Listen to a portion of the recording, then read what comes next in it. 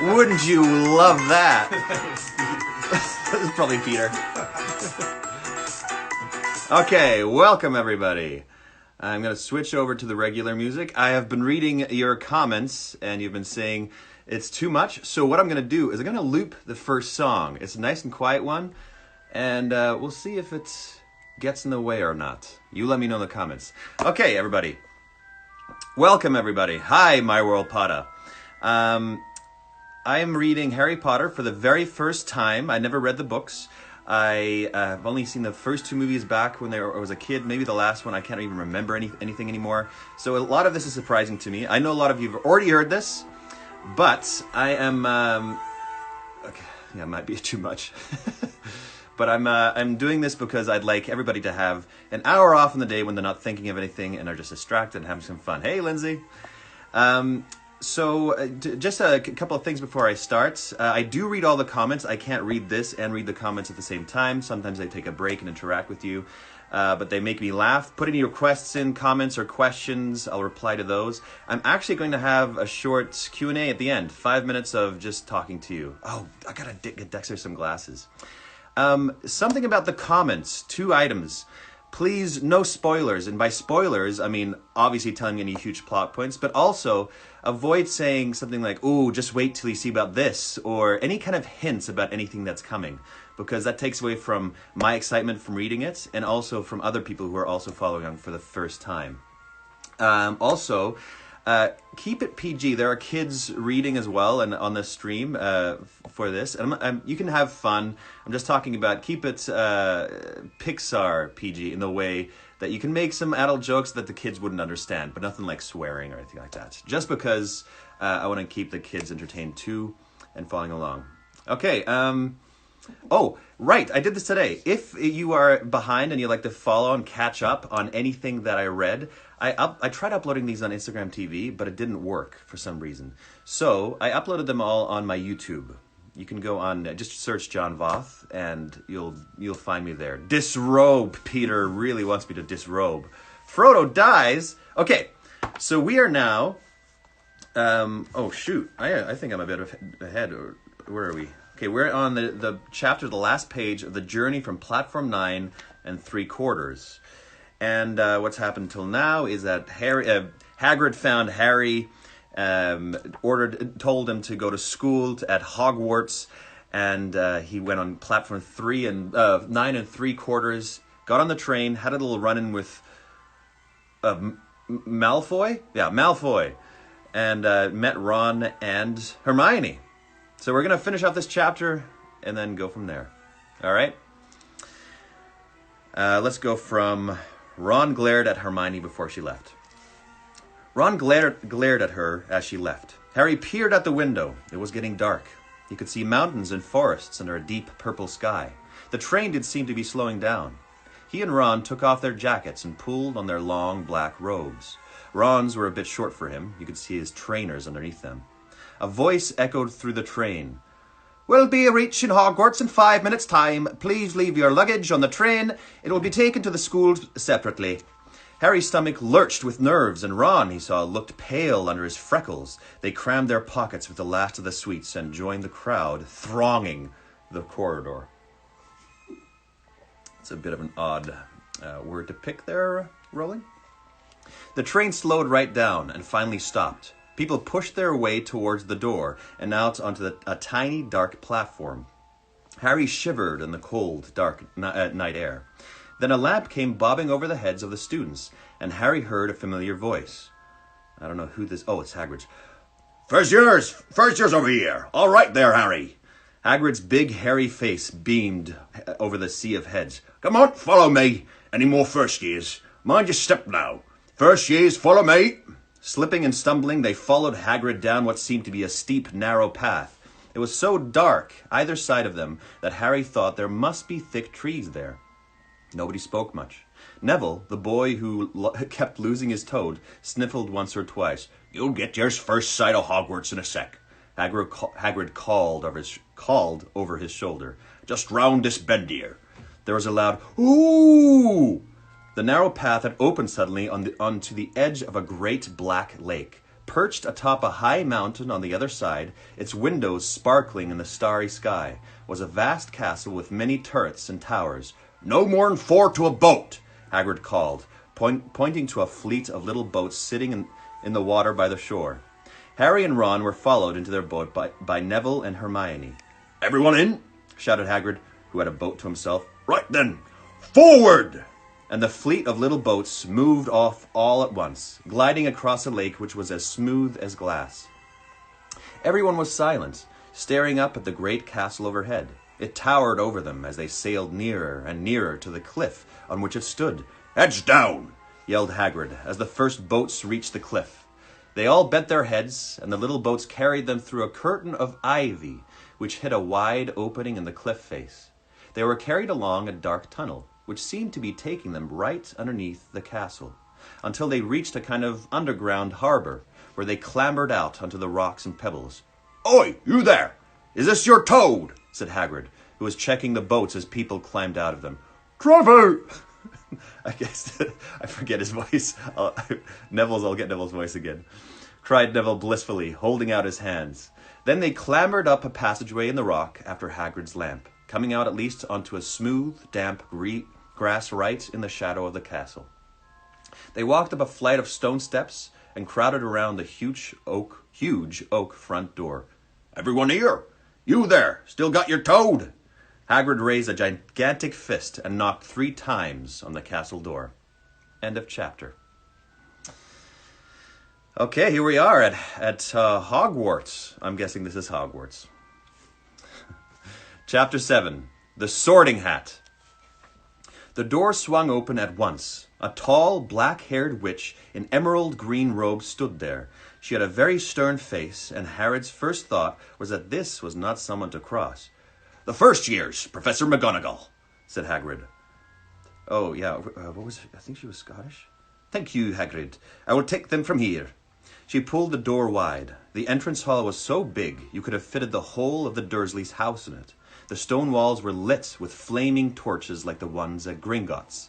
The ceiling was too high to make out, and a magnificent marble staircase facing them led to the upper floors.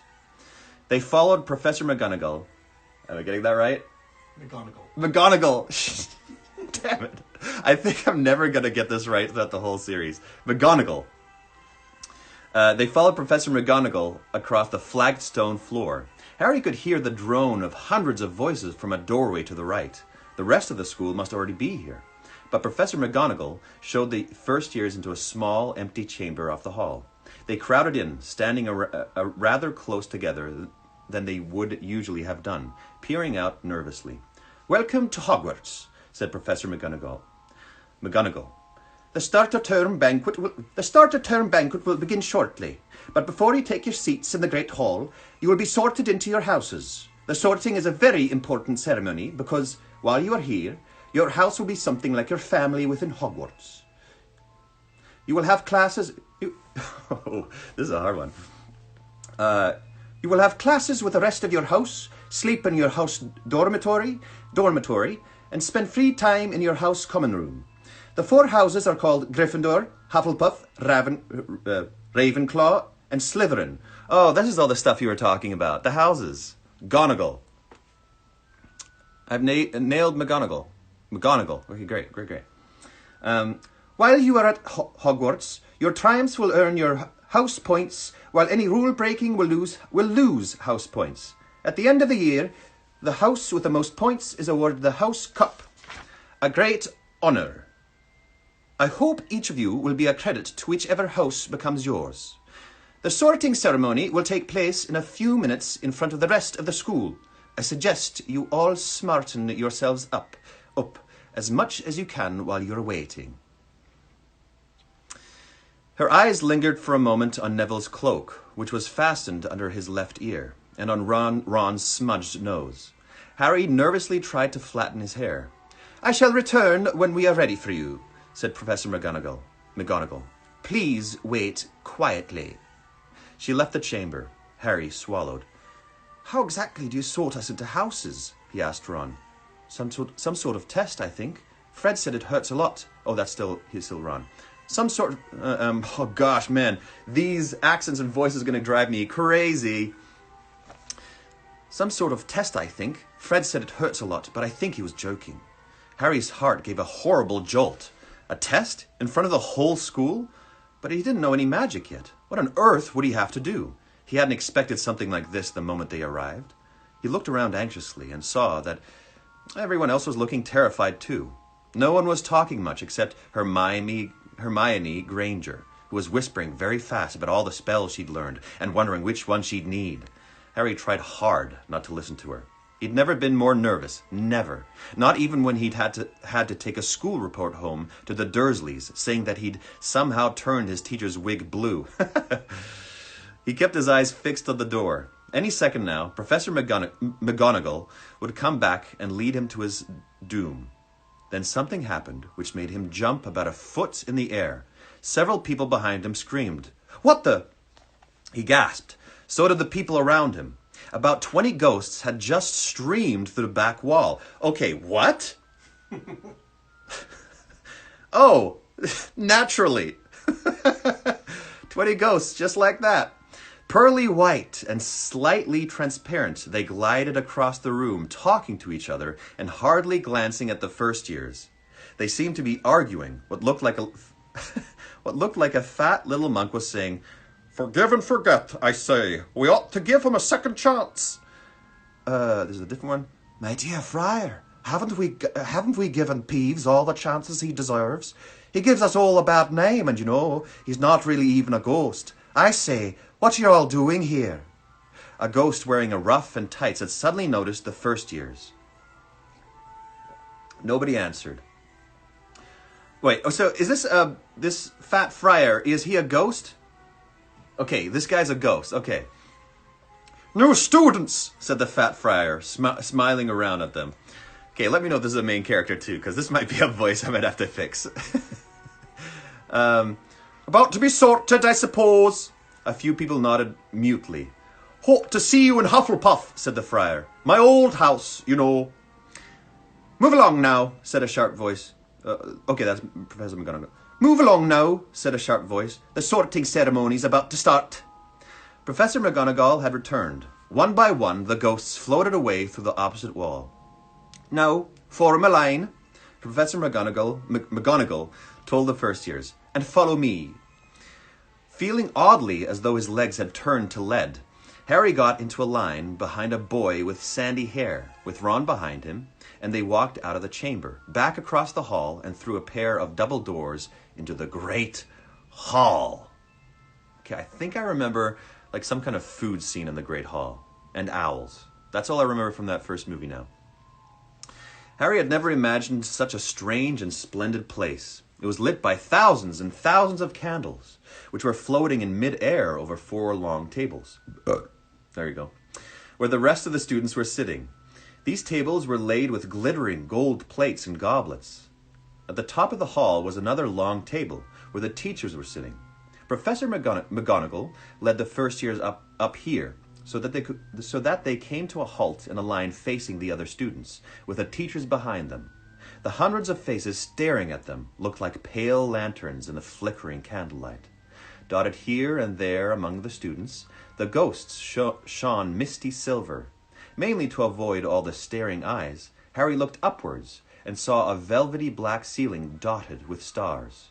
He heard Hermione whisper, It's bewitched to look like the sky outside. I read about it in Hogwarts, a history." It was hard to believe there was a ceiling there at all, and that the Great Hall didn't simply open up to the heavens. Oh, that's cool. Harry quickly looked down again as Professor McGonagall silently placed a 4-legged stool in front of the first years. On top of the stool, she put a pointed wizard's hat. This hat was patched and frayed and extremely dirty. Aunt Petunia wouldn't have let it in the house. Maybe they had to try and get a rabbit out of it, Harry thought wildly. That seemed the sort of thing, noticing that everyone in the hall was now staring at the hat. He stared at it too. For a few seconds, there was complete silence. Then the hat twitched. A rip near the brim opened like a mouth, and the hat began to sing. Okay! This is a very, very long section of the hat singing. Okay, give me an adjective for the hat singing. I'm going to take the first two. First two adjectives that you would just use to describe the hat.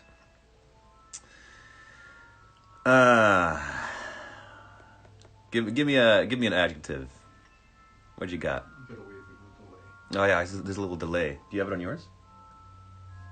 Obtuse? Oh gosh, what does obtuse mean again? Obtuse is... Loud? Constipated? Okay. What's the obtuse again? Obtuse is the opposite of acute, right? So obtuse is like kind of aggressive and in your face. Okay. Loud and constipated. Oh, singing too? Oh no. Okay. Oh, you... Captain. Oh, you may not think I'm pretty, but don't judge on what you see. I'll eat myself if you can find a smarter hat than me. You can keep your bowlers black, your top hat sleek and tall, for I'm the Hogwarts sorting hat, and I can cap them all. That's not really constipated. There's nothing hidden in your head the sorting hat can see. So try me on and I will tell you where you ought to be. You might belong in Gryffindor, where dwell the brave at heart. The daring nerve and chivalry set Gryffindors apart. You might belong in Hufflepuff, where they are just and loyal. Oh, the patient Hufflepuffs are true and unafraid of toil. Or yet in wise old Ravenclaw, if you've a read, do you mind? There's still a bit to go. Where those of wit and learning will always find their guide. Or perhaps in Slytherin you'll make your real friends. Those cunning folk use any means to achieve their ends. So put me on, don't be afraid, and don't get in the flap. You're in safe hands, though I have none, for I'm the thinking cap. There we go. And that's it. I'm never reading this again. This is over. I just sang a constipated hat. How do hats even poop? Like, out of the bottom of the hat? Or that mouth? Or do they have, like, a hole in the back of the hat? Like, if this is a living creature, I guess it eats if it has a mouth. So, the poop must go somewhere. Alright, that's, I hope he comes back. The whole hall burst into applause. Of course they did, after that rendition. As the hat finished its song, it bowed to each of the 4 tables and then became quite still again. So we've just got to try on the hat, Ron. I was saying yesterday to Mark and somebody else too. I still don't get Ron. I think that's when I'm not getting the voice. I don't have. He's not. Yeah, I don't know much about him except he has older brothers and he likes to eat. So as I discovered, I think the voice will come along. Yeah, performance art. I'll kill Fred. He was going on about wrestling a troll. Harry smiled weakly. Yes, trying on the hat was a lot better than having to do a spell, but he did wish they could have tried it on without everyone watching. The hat seemed to be asking rather a lot. Harry didn't feel brave or quick. Okay, I actually didn't pay attention to what the hat said while I was singing. What does the hat want? Mark? The hat sorts the kids into houses. Okay. By the way, this is Mark, my advisor, my Harry Potter advisor. He's helping me out. Professor McGonagall now stepped forward holding a long roll of parchment. When I call your name, you will put on the hat and sit on the stool to be sorted, she said. Abbott, Hannah. A pink-faced girl with blonde pigtails stumbled out of line, put on the hat, which fell right down over her eyes, and sat down. A moment's pause. Hufflepuff! Shouted the hat. The table on the...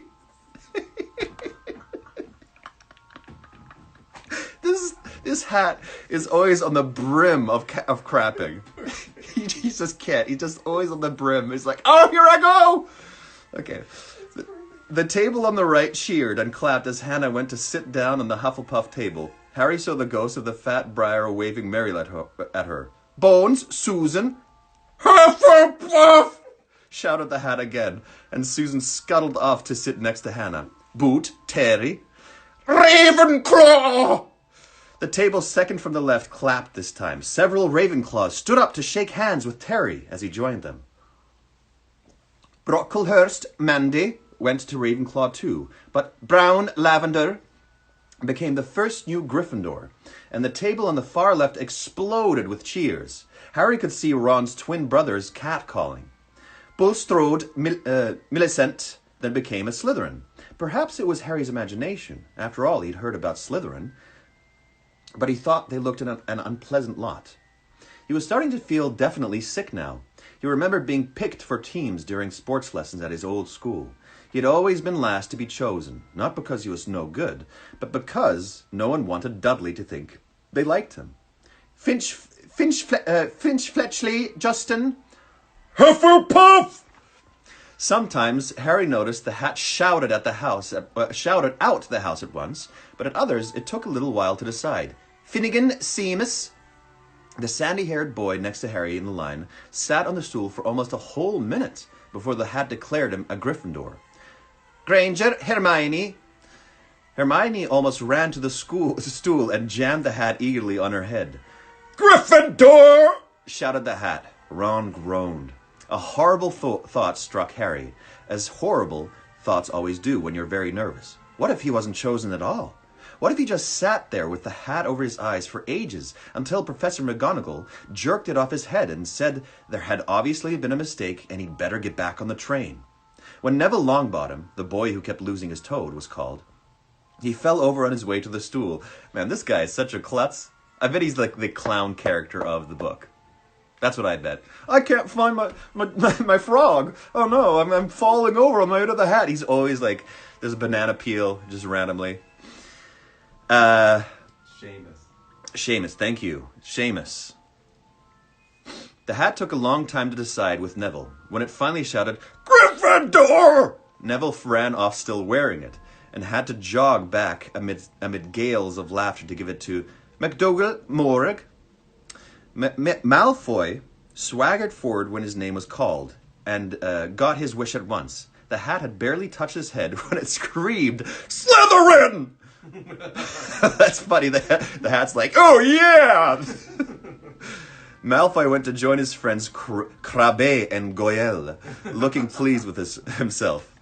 There weren't many people left now. Moon, Not, Parkinson, then a pair of twin girls, Patil and Patil, then Perks Sally-Ann, and then at last, Potter Harry. As Harry stepped forward, whispers suddenly broke out like hissing fires all over the hall. Potter, did you say? The Harry Potter?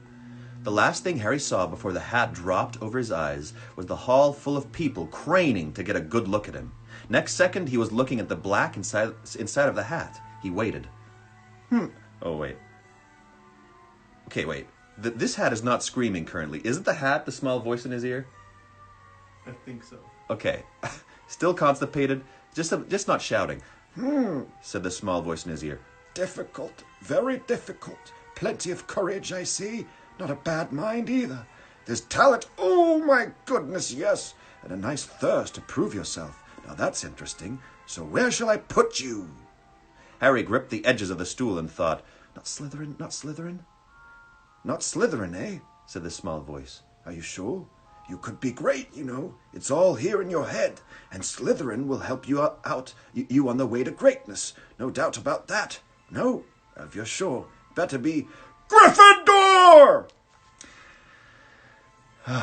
What? The hat voice sounds like that? No. What? That's crazy. Somebody said constipated. That helped me along. Thank you to that person who gave me that adjective. Me? I'm good. Okay. Harry heard the hat shout the last word to the whole hall. He took off the hat and walked shakily towards the Gryffindor table. He was so relieved to have been chosen and not put in Slytherin. He hardly noticed that he was getting the loudest cheer yet.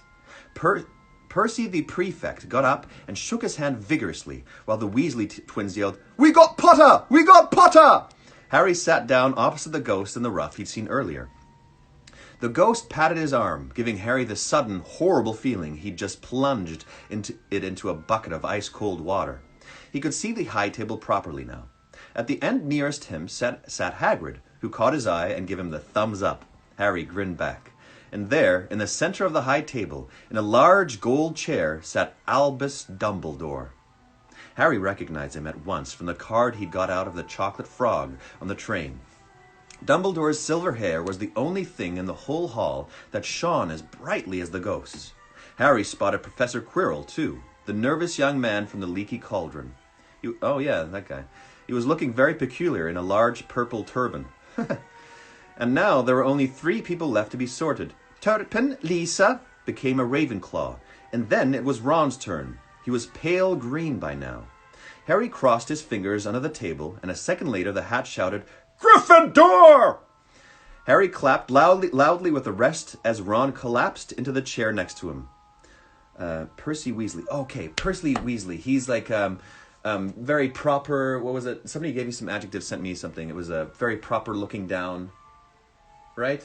Yeah. Yeah? Okay, let's try. You should just tell me more adjectives, and Mark, you can tell me those as people come up for Percy.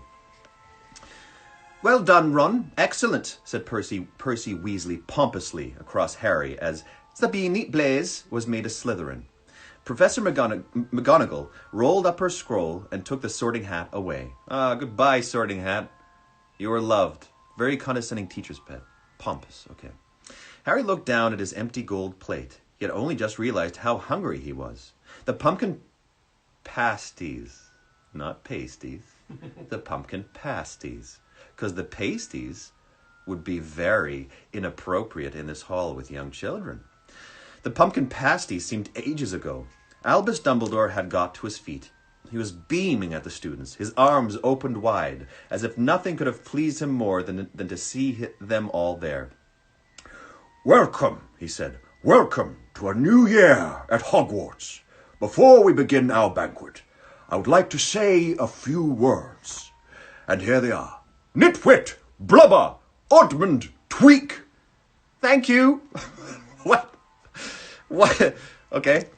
He sat back down. Everyone clapped and cheered. Harry didn't know whether to laugh or not. "Is he a bit mad?" he asked. Oh, no, this is Harry. "Is he a bit mad?" he asked Percy uncertainly. "Mad?" said Percy airily. "He's a genius. Best wizard in the world. But he's a bit mad, yes. Potatoes, Harry?" Harry's mouth fell open. The dishes in front of him were now piled with food. He had never seen so many things he liked to eat on one table. Roast beef, roast chicken, pork chops, and lamb chops, sausages, bacon and steak, boiled potatoes, roast potatoes, chips, Yorkshire pudding, peas, carrots, gravy, ketchup, and, for some strange reason, mint humbugs. The Dursleys had never exactly starved Harry, but he'd never been allowed to eat as much as he liked. Dudley had always taken anything that Harry really wanted, even if it made him sick. Harry piled his plate with a bit of everything except the humbugs, and began to eat. It was all delicious. That works for Percy too?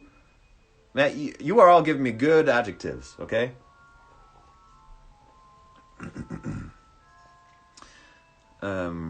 Some ghost. "That does look good," said the ghost in the ruff sadly, watching Harry cut up a steak.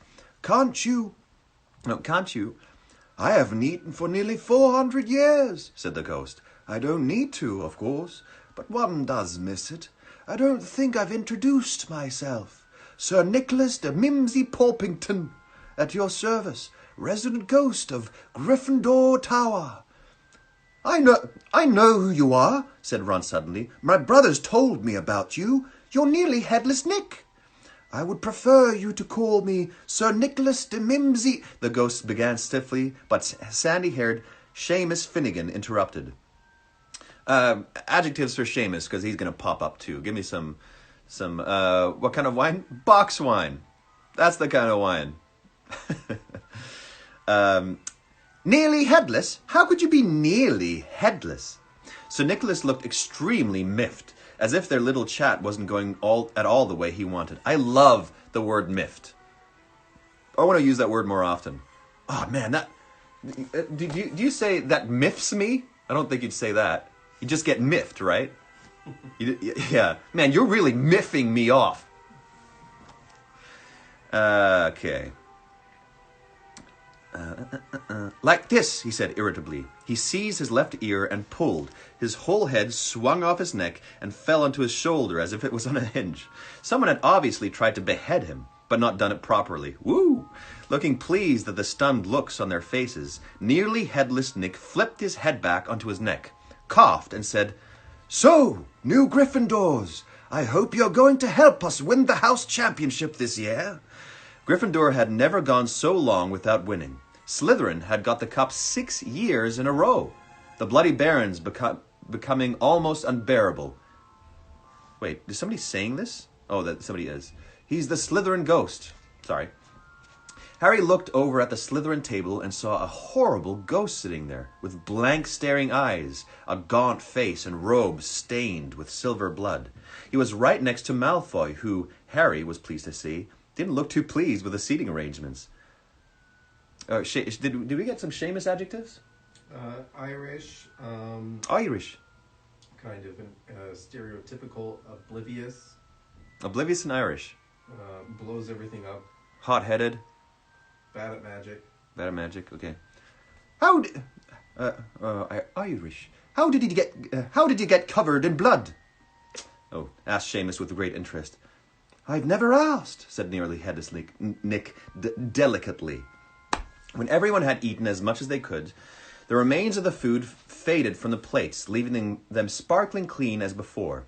A moment later, the puddings appeared. Blocks of ice cream in every flavor you could think of. Apple pies, treacle tarts, chocolate eclairs, and jam donuts. Trifle, strawberries, jelly, rice pudding.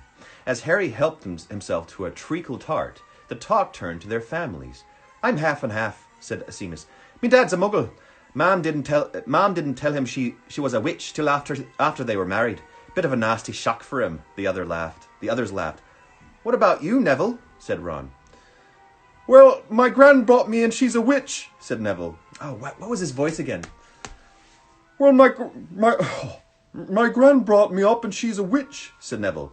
"But the families thought I was all muggle for ages.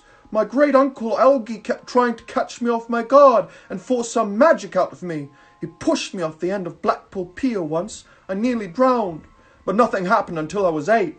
Great-uncle Algie came around for tea, and he was hanging me out of an upstairs window by the ankles when my great-auntie Enid offered him a meringue, and he accidentally let go. But I bounced all the way down the garden and into the road. They were all really pleased. Gran was crying. She was so happy. And you should have seen their faces when I got in here. They thought I might not be magic enough to come. You see, Great-uncle Algie was so pleased, he brought me my toad." Does that work for Neville? Oh, okay. That works. On Harry's other side, Percy Weasley and Hermione were talking about lessons. "I do hope they start straight away. There's so much to learn. I'm particularly interested in transfiguration. You know, turning something into something else. Of course, it's supposed to be very difficult. You'll be starting small, just matches into needles and that sort of thing." Harry, who was starting to feel warm and sleepy, looked up at the high table again.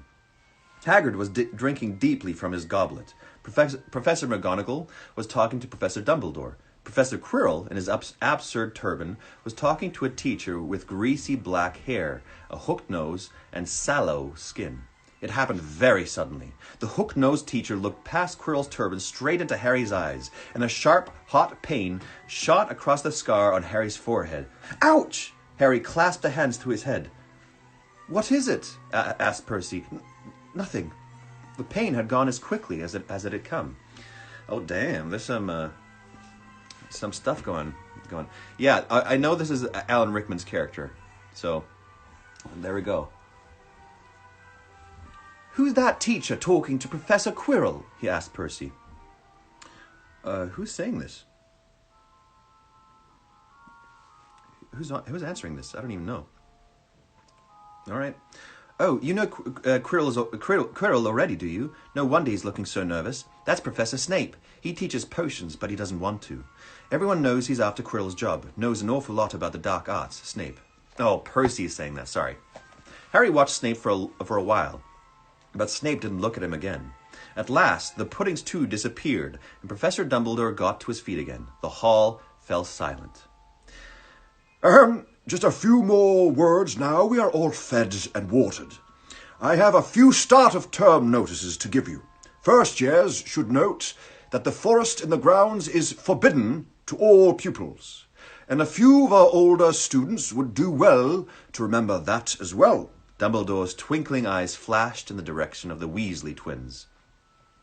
I have also been asked by Mr. Filch, the caretaker, to remind you all that no magic should be used between classes in the corridors. Quidditch trials will be held in the second week of term. Anyone interested in playing for the house teams should contact Madam Hooch. And finally, I must tell you that this year, the third floor corridor on the right-hand side is out of bounds. To everyone... Oh, sorry, one second.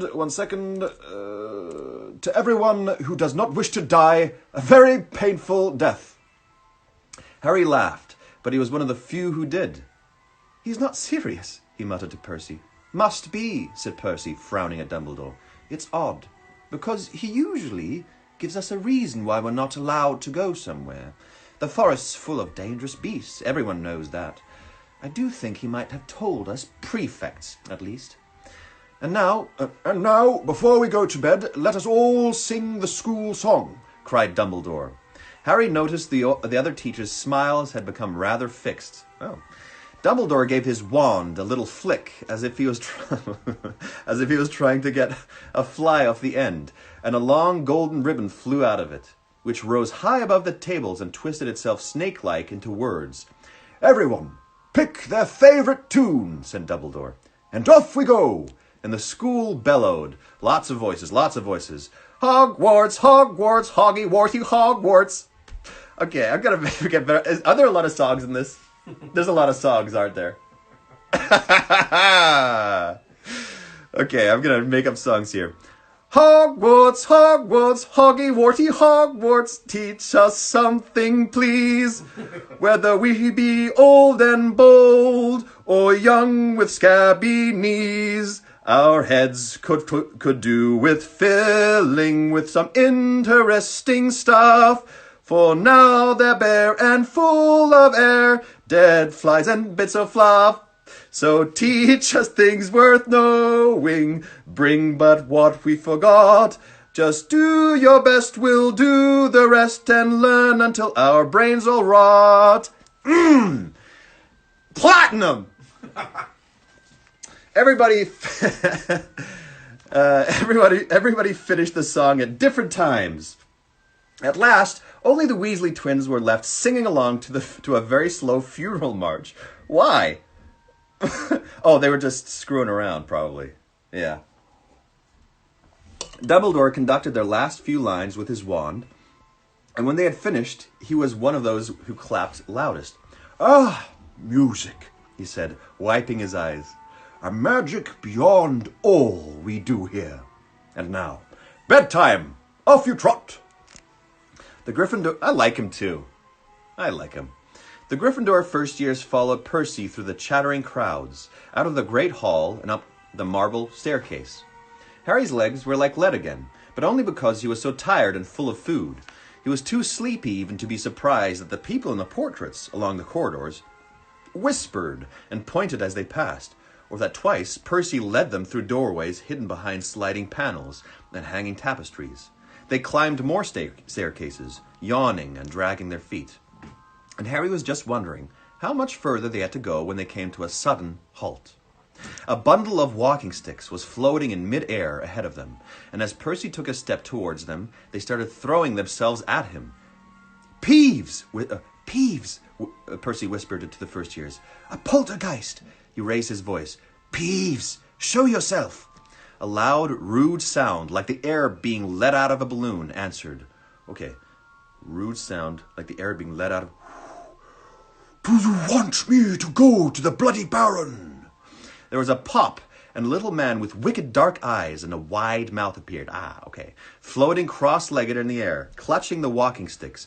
"Oh, "Hoo-hoo-hoo-hoo!" he said with an evil cackle. "Ickle firsties! What fun!" He swooped suddenly at them. They all ducked. "Go away, Peeves, or the Baron will hear about this. I mean it," barked Percy. Peeves stuck out his tongue and vanished, dropping the walking sticks on Neville's head. They heard him zooming away, rattling coats of armor as he passed. So many ghosts and just shenanigans. These ghosts are creating a lot of shenanigans. I'm interested to hear more about them and why they're floating around these halls. I don't know if that ever gets explained, but that's interesting to me. Peeves stuck out his tongue. Oh, okay. "You want to watch out for Peeves," said Percy as they set off again. "The bloody Baron's the only one who can control him. He won't even listen to us prefects. Here we are." At the very end of the corridor hung a portrait of a very fat woman in a pink silk dress. "Password," she said. "Capit Draconis," said Percy, and the portrait swung forward to reveal a round hall in the wall. Okay, so portraits can talk now too. Okay. They all scrambled through it. Neville needed a leg up and found themselves in the Gryffindor common room, a cozy, round room full of squashy armchairs. Percy directed the girls through one door to their dormitory and the boys through another. At the top of the spiral staircase, they were obviously in one of the towers.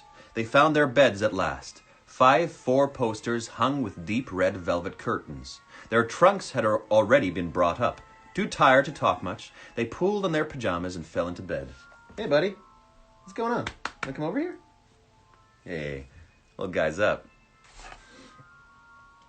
"Great food, isn't it?" Ron muttered to Harry through the hangings. "Get off, Scabbers! He's chewing my sheets." Harry was going to ask Ron if he'd had any of the treacle tart, but he fell asleep almost at once. Perhaps Harry had eaten a bit too much. Perhaps he had a very strange dream. He was wearing Professor Quirrell's turban, which kept talking to him, telling him he must transfer to Slytherin at once, because it was his destiny. Harry told the turban he didn't want to be in Slytherin. It got heavier and heavier. He tried to pull it off, but it tightened painfully. And there was Malfoy, laughing at him as he struggled with it. Then Malfoy turned into the hook-nosed teacher, Snape, whose laugh became high and cold. There was a burst of green light, and Harry woke, sweating and shaking. He rolled over and fell asleep again, and when he woke next day, he didn't remember the dream at all. Okay, so I got to tell you something about Snape. What's his name?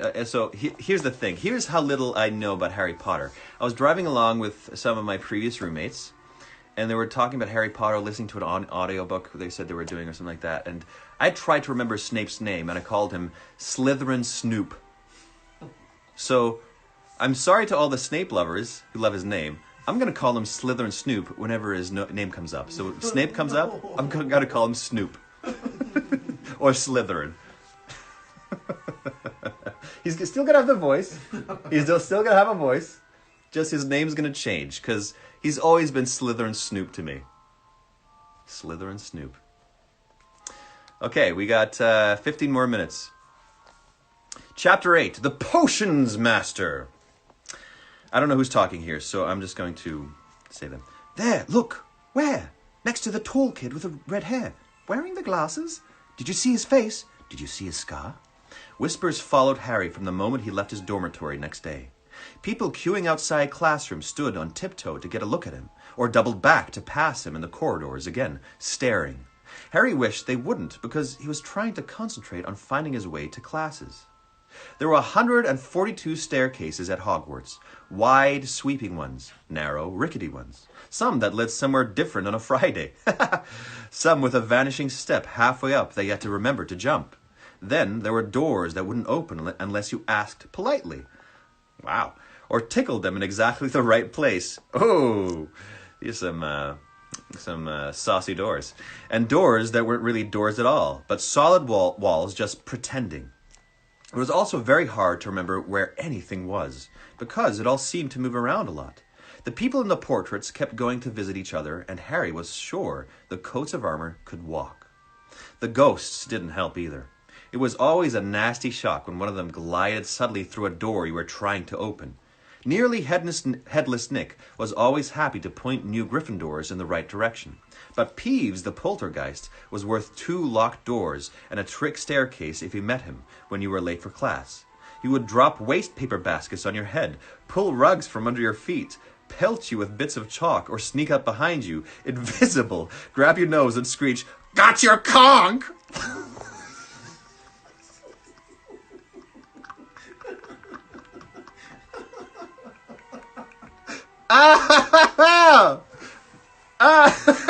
What?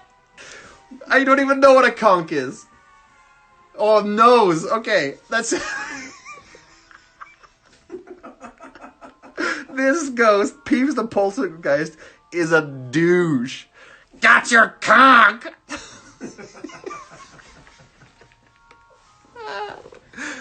Oh, man. Whew. Even worse than Peeves. Sorry, I can't. He's grabbing everybody's conch. Even worse than Peeves. Sorry, I can't. Oh, I can't. He's grabbing everybody's conch.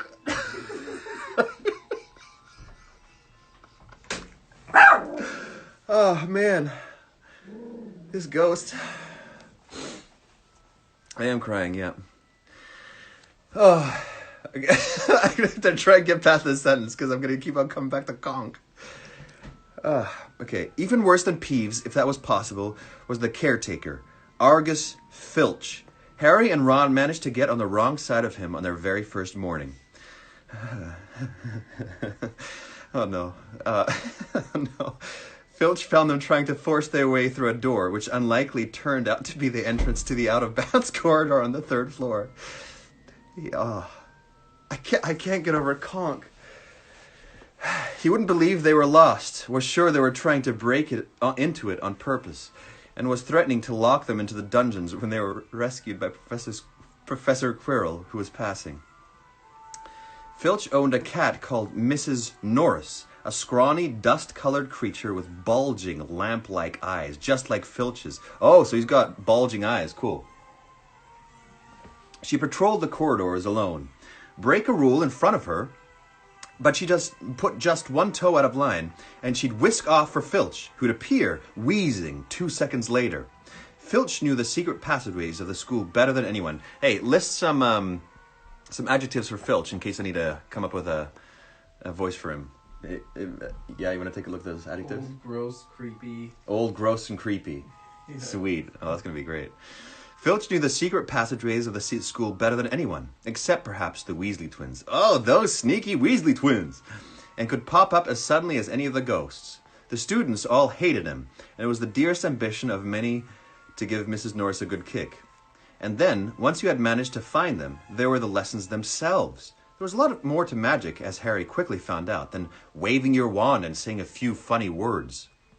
They had to study the night skies through their telescopes every Wednesday at midnight, and learn the names of different stars and the movements of planets. 3 times a week, they went out to the greenhouses behind the castle to study herbology with a dumpy little witch called Professor Sprout, where they learned how to take care of all the strange plants and fungi and found out what they were used for. Easily the most boring lesson was History of Magic, which was the only class taught by a ghost. Oh. Professor Binns had been very old indeed when he had fallen asleep in front of the staff room fire and got up next morning to teach, leaving his body behind. Okay. Just got burned to a crisp in his sleep. Didn't even wake up. I don't feel pain. Binns droned on and on while they scribbled down names and dates and got Emmerich the Evil and Uric the Oddball mixed up. Professor Flitwick, the charms teacher, was a tiny little wizard who had to stand on a pile of books to see over his desk. At the start of their first lesson, he took the register, and when he reached Harry's name, he gave an excited squeak and toppled out of sight. Professor McGonagall was again different. Harry had been quite right to think she wasn't a teacher to cross. Strict and clever. She gave them a talking to the moment they had sat down in her first class. Transfiguration is some of the most complex and dangerous magic you will learn at Hogwarts, she said. Anyone messing around in my class will leave and not come back. You have been warned. Then she changed her desk into a pig and back again. I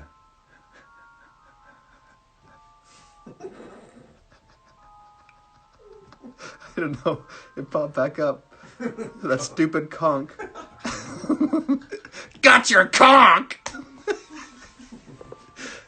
Okay. They were all very impressed and couldn't wait to get started, but soon realized they weren't going to be changing the furniture into animals for a long time. After making a lot of complicated notes, they were each given a match and started trying to turn it into a needle. By the end of the lesson, only Hermione Granger had made any difference to her match. Ooh, she's killing it. Professor McGonagall showed the class how it had gone all silver and pointy and gave Hermione a rare smile. I'm going to go for another 3 minutes. The class everyone had really been looking forward to was Defense Against the Dark Arts. But Quirrell's lessons turned out to be a bit of a joke. His classroom smelled strongly of garlic, which everyone said was to ward off a vampire he'd met in Romania, and was afraid would be coming back to get him one of these days. He's so scared of vampires. His turban, he told him, had been given to him by an African prince as a thank you for getting rid of a troublesome zombie. But they weren't sure they believed this story. For one thing, when Seamus Finnegan asked eagerly to hear how Quirrell had fought off the zombie, Quirrell went pink and started talking about the weather. For another, they had noticed that a funny smell hung around the turban, and the Weasley twins insisted that it was stuffed full of garlic as well, so that Quirrell was protected wherever he went. I bet he did a whole bunch of badass stuff, but got burnt somehow, and that just broke him. That's what I'm guessing his backstory is. Harry was relieved to find out that he wasn't miles behind everyone else. Lots of people had come from Muggle families, and like him, hadn't had any idea that they were witches and wizards. There was so much to learn that even people like Ron didn't have much of a head start. Friday was an important day for Harry and Ron. They finally managed to find their way down to the Great Hall for breakfast without getting lost once. "What have we got today?" Harry asked Ron as he poured sugar on his porridge. "Double portions with the Slytherins," said Ron. "Snape's head of Slytherin House. They say he always favours them. We'll be able to see if it's true." "Wish McGonagall favoured us," said Harry. Professor McGonagall was head of Gryffindor House, but it hadn't stopped her giving them a huge pile of homework the day before. I'm going to go for 2 more minutes. Just then, the post arrived. Harry had got used to this by now, but it had given him a bit of a shock on the first morning, when about 100 owls had suddenly streamed to the Great Hall during breakfast, circling the tables until they saw their owners and dropping letters and packages onto their laps. I like this whole owl world that's happening. There's a whole owl world. They got jobs, they got characters. I bet they got like a whole bunch of other stuff going on. Hedwig hadn't brought Harry anything so far. She sometimes flew in to nibble his ear, and have a bit of a toast before going off to sleep in the owlery with the other school owls. This morning, however, she fluttered down between the marmalade and the sugar bowl and dropped a note onto Harry's plate. Harry tore it open at once. It's Hagrid. Dear Harry, he said in a very untidy scroll, I know you get Friday afternoons off, so would you like to come and have a cup of tea with me around 3? I want to hear all about your first week. Send us an answer back with Hedwig. Hagrid. Harry borrowed Ron's quill, scribbled, "Yes, please, see you later," on the back of the note, and sent Hedwig off again. It was lucky that Harry had tea with Hagrid to look forward to, because the potions lesson turned out to be the worst thing that had happened to him so far. Gonna end there. For now, I'm just gonna try it out. Gonna leave a little Q&A interaction session with you, because I'm just I do want to interact with you, and somebody told me yesterday they had some questions for me, so why not do something like this and try it out, see how it works. Do you have any questions or anything you want to tell me? I'm finding it really interesting. She said she's setting up all these different worlds of ghosts and crazy pathways and owls. I like it. It's mysterious and it's not all explained. A lot of authors would start like explaining, this is why this is happening. But I think she's leaving an air of mystery that I really, really like. Yeah. Question, is it hard for you to wait till the next day to read? Are you getting hooked? I'm definitely getting hooked. I do want to read, but I get so much enjoyment out of this that to me, I don't feel like, oh, I want to read right now. It's more like I want to read with people. Just read, oh, I got your conch! Oh no, what was it? Got your conch. Will you be reading the next book? Yeah, I'm going to be reading all of them. I feel like I'm going to be doing this for a long while. Hopefully. Who's my favorite character? Right now, it's either Hagrid or Dumbledore. One of those two, for sure. How do you like the book so far? Love the book. I thought it was going to be way much more childish than it is. It's like I said before, like a Pixar movie. It's got stuff for the kids and stuff for the grown-ups to read and laugh at. Like irony and sarcasm, stuff like that. The twins, they know all the hallways. Yeah, they know all the hallways. They're like always sneaking off. It seems like they know the lay of the land of everything, but they're also brats, for sure. What house are you? I have no idea. I guess I would have to find out as I read on. Yay. What do you think is going to happen, or how is it going to turn out? Well, they're going to fight Voldemort. Because he's the villain, and that's how story structure works. They're going to fight him, for sure. And he's been in all the posters. I know what he looks like with his cut-off nose. Are you finding it hard to take in information when you're reading it out loud? Sometimes. When it's actually characters, like their voices and what they're saying, I really like it. But, when it's descriptions, I have to, like, hear it and say it at the same time. If you had to choose a least favorite character, who could it be? Oh, gosh. That's really hard. Least favorite character. I'm going to answer that tomorrow, because, I don't know, I like them all a lot more. A lot. Are you an actor, a comedian? This is amazing. You made laugh at smell for an hour. Yes, I am an actor. I've acted on stage a lot. I do improv comedy every week at Vancouver Theatre Sports. You can find their Instagram page. Very fun place. I direct as well. I directed music videos. So I'm in the entertainment world. I am. Have you seen the movies? I've seen the first two when I was a teenager. I don't remember anything. And I think the second last movie or something like that. And, it was again, I don't remember much from it. Which character am I having most trouble embodying? It's definitely Ron, because I don't feel like I don't connect with him as much yet. Thank you very much. Thoughts on Hermione? She knows what she's doing. Will past readings be available to any late? Yes, they're all on my YouTube. I uploaded them today. So past readings, I'll do this every night, will be on YouTube. Just type in John Voth onto YouTube and you can catch up on all the readings there, except for the second one. The second one got until the middle. It's still uploaded, but the middle is it had technical difficulties, so sorry. So they're not on Instagram TV. They're on YouTube. Ron is insecure, but he's also a bro. Oh, you really want me to read him as a bro? Really? I'll do that tomorrow, and you'll hate it probably. You seem like a Ravenclaw or a Gryffindor to me. All right, cool. He's an insecure bro. Okay, I got 1 minute left. I'm just going to end it by saying goodbye. Goodbye to Dexter. Goodbye to Mark, my trusty, helpful assistant and friend. Thanks so much. I hope this brought you joy. I will see you tomorrow at 6 p.m. again. Thanks a lot. Bye-bye.